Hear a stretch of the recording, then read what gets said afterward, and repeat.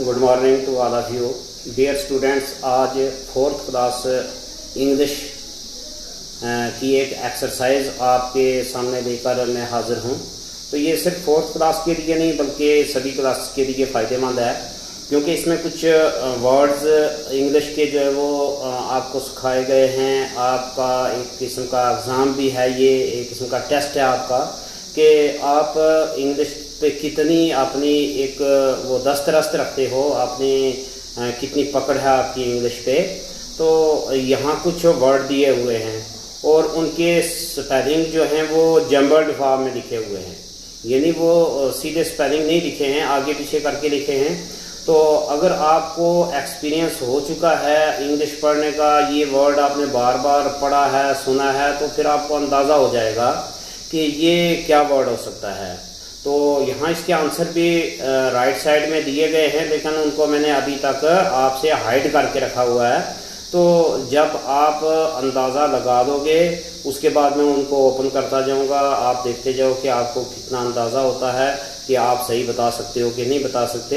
ये सिर्फ fourth class वाले नहीं बल्कि सभी क्लासेस के जितने भी स्टूडेंट्स सुन रहे हैं वो अपने आप को चेक करें कि आप किस हद तक इसको सॉल्व कर पाते हो अपने तौर पर। जैसे पहले नंबर पर लिखा हुआ है ESTORF,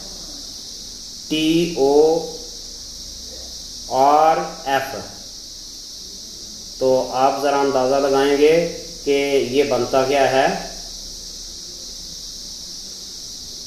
तो अब अगर आपको अंदाज़ा लगा तो ठीक, वरना मैं इसको ओपन भी करता हूँ, बताता हूँ आपको कि ये बनता जी FOREST, फॉरेस्ट। तो अब आपको अंदाज़ा लग गया कि ये स्पेलिंग उसने थोड़े आगे पीछे लिख के आपको कंफ्यूज किया था कि आप इसको सही बना सकते हो कि नहीं। दूसरे नंबर पर है BUTYEA,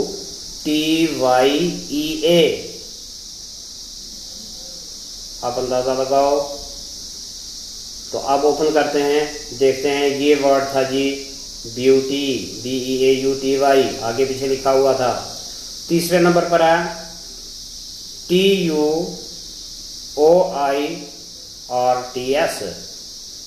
तो इसको आप करने की कोशिश करोगे। बहुत सारे बच्चे जो बड़ी क्लासेस के हैं वो कंफ्यूज होंगे, लेकिन फोर्थ वाले नहीं होंगे, क्योंकि अगर उन्होंने लेसन पढ़ा है ना, लेसन में ये सारे वर्ड सही इस्तेमाल हुए हैं। तो ये ओपन करके देखते हैं क्या बनता है जी।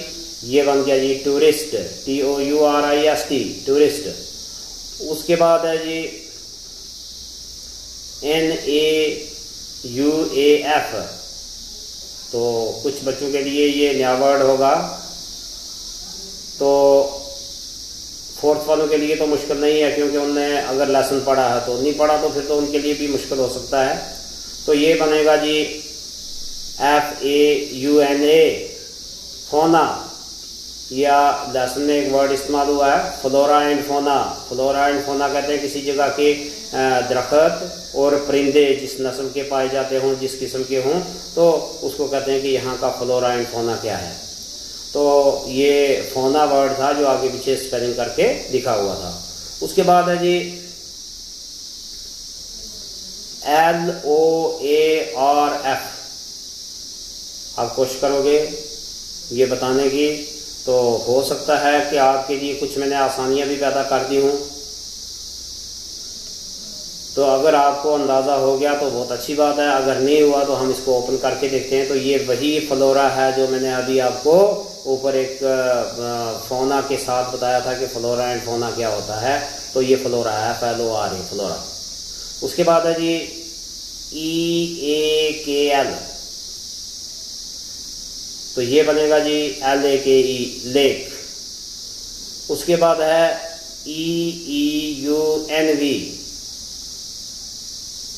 तो इसको जब हम सही करके लिखने की कोशिश करते हैं, आप अगर अपने आप का अंदाज़ा लगाना चाहते हो कि हम और ज़्यादा टाइम देकर इसको खुद सॉल्व करेंगे, तो ये वीडियो को आप पॉज कर दो, यहाँ रोक दो, रोकने के बाद खुद अपना अंदाज़ा लगाओ। ऑनलाइन टीचिंग में यही कुछ फ़ायदे होते हैं कि आप टीचर को अगर पढ़ाते पढ़ाते कहो रुक जाओ 10 मिनट के लिए, तो टीचर को कहाँ इतना टाइम होता है कि 35 मिनट के पीरियड में आपके लिए वो 10 मिनट रुक जाएगा।